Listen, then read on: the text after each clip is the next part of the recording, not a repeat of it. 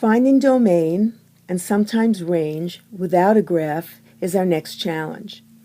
Since we focused our attention on function notation, it's interesting to see the relationship between an equation and domain and possibly range.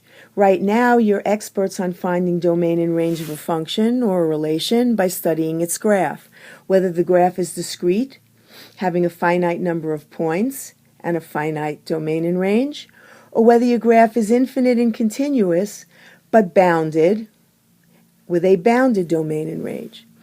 Or your graph could be unbounded with domain all real numbers. There are going to be times when you're given the equation and not the graph, and you don't want to spend time graphing it in order to determine the domain.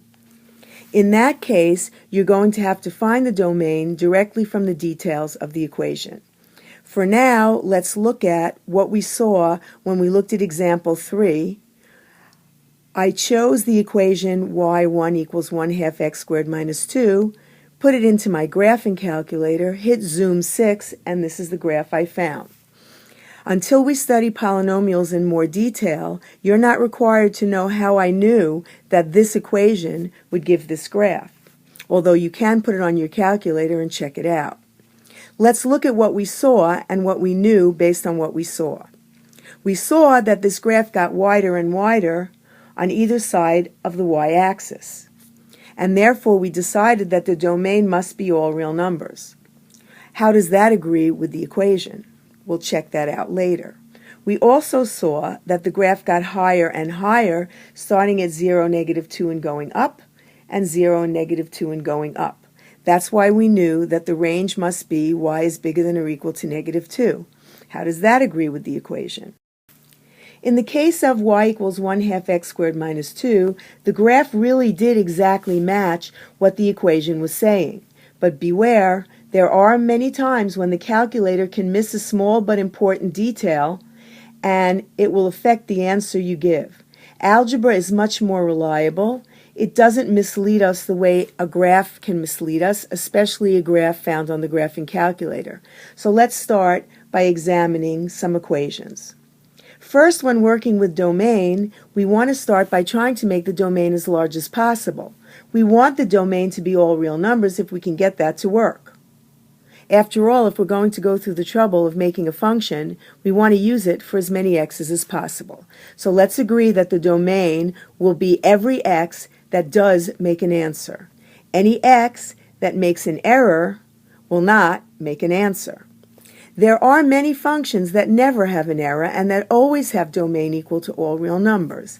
They're error-free because their equations are made up exclusively of multiplication, addition, and or subtraction. And you never get an error multiplying or adding or dividing. Let's check it out. Constant functions, in which y is always the same number all the time, no matter what x is, as long as it's a really normal, okay number and not some sort of tricky fake number, then we're always going to get an answer no matter what x we use. If we use a linear function, y equals mx plus b, where m is not 0 and the graph is a slanty line, we already know that the domain, and the range for that matter, will be all real numbers. You can never get an error by multiplying a number by another number and adding another number at the end. It's impossible to get an error no matter what x you use. Polynomial functions are in the same situation as linear functions, except they can have exponents to x. And since exponents mean multiply, all you're doing is more multiplying before you multiply in a number and or add. The equation 1/2 x squared minus 2 is a polynomial function. That's why the domain is all real numbers. You can't square a number and get an error. And you can't get an error by multiplying by 1/2 or subtracting -2. And if you think about it, since x squared is smallest when x is 0, and the smallest answer for x squared will make the smallest answer for y, we see why the range is from -2 to infinity. Absolute value functions, which we'll study very soon, and have a format that look like this, are also domain equals all real numbers. All we do is plug in a number, possibly subtract by another number, and put bars on what we've just done. You can't get an error by putting bars on a number.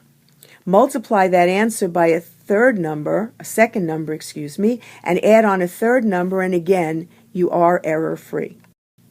So what does that leave us? What symbols or operations will make an error? It seems like almost nothing does. The answer is division and square roots.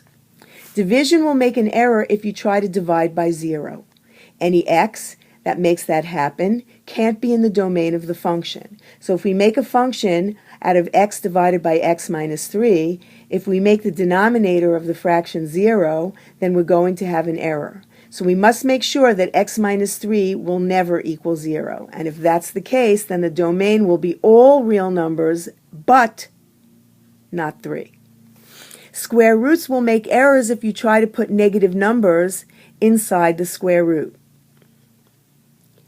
Therefore, any x that makes that happen can't be allowed into the domain of the function. X minus 3 must therefore always be bigger than or equal to 0, and therefore the domain for g must be all real numbers, provided you pick numbers bigger than or equal to 3. At this point, you'll be asked to find the domain of functions from their equations, and you're going to have to decide if they're one of the equations on the previous page where there are no errors and the domain is automatically all real numbers, or whether your problem is a division problem or a square root problem in which you must restrict the domain. Now go out and practice.